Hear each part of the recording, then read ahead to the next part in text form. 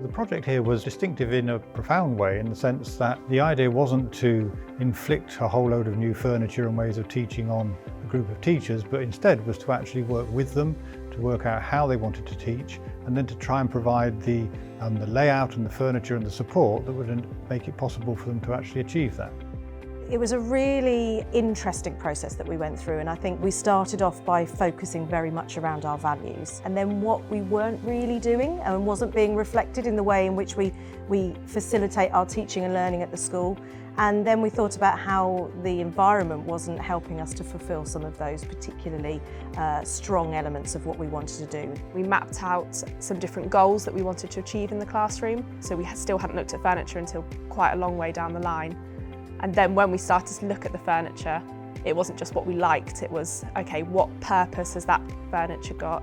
The typical process is very different from that, because usually it's led by some zealot who actually thinks they know what's best for the pupils, what's best for the teachers, and that's usually implemented in a fairly top-down way, and quite often then doesn't work.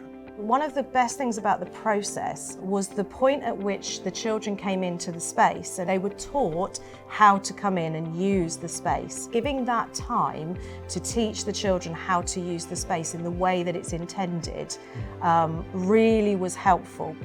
If you want to move your table, there's like a break on the wheel of the table, then you can move it around.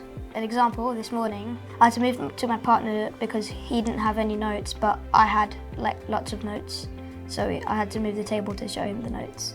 The moving about the classroom to do different activities is something where different children reacted differently. Some did it quite a lot, some did it less so. And the thing we did observe was the idea of spaces being used as a reward, and the children really responded positively to that. If we finish early, we get to read books, or we can sit in the big bean bags and draw. And then we've got a big high-up table with really big chairs, which I really like to sit on.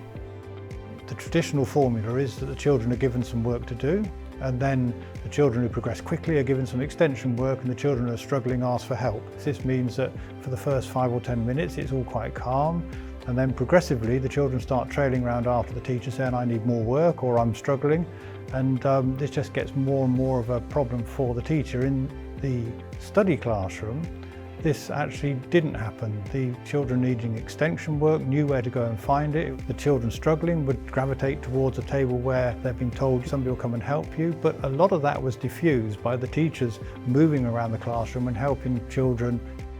As a newly qualified teacher when I started, you're told the information that you need to teach the children, but you're not told how to teach it. So the different design of the classroom helped me to think how I'm going to teach the same learning that they were doing before, but in different ways. I think we were a bit scared at first of it being like a playground, but actually the retention of the learning that the children were doing was better. They were really focused on what they were doing, more focused than when they were in our old classrooms.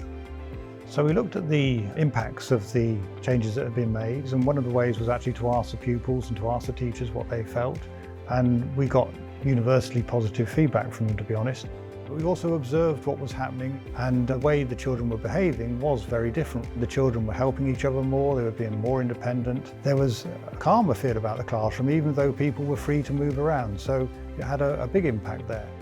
Reflecting on that whole journey, it's been great to see how the children react with the space, how we can teach them to use the space in the way that's really important, but also to see the outcomes that the children have had from being within a space that's designed particularly around the things that we hold to the heart of great education. So we've got our academic outcomes that are great and are rising, which is really positive. And then the teachers have really reflected on how they teach. And we've had great pedagogical kind of conversations about how we can use the space. So it's been an exciting journey for all of us.